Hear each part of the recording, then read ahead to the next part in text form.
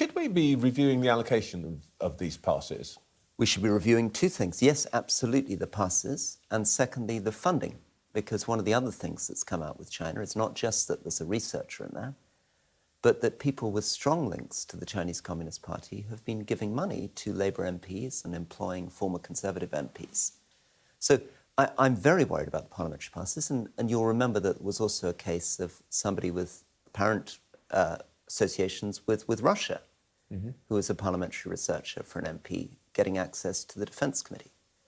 We have to be much, much more serious. Russia and China have aggressive espionage agencies, the Chinese intelligence agency, one of the largest in the world. They're desperate to suborn countries across the world, and Britain is not being serious enough.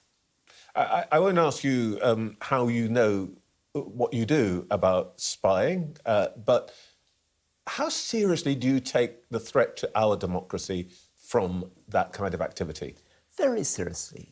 Remember, this is not the 1990s where the number of democracies in the world was doubling. We're now in a world where we've just had coups right across Africa, right the way across Sahel, now going down into Gabon, 7 countries. Democracy has been taken over by a military coup. And again, many of those countries waving Russian flags, receiving support from China. And it's in the interests of authoritarian states to weaken countries like the United Kingdom. So we should be very, very cautious.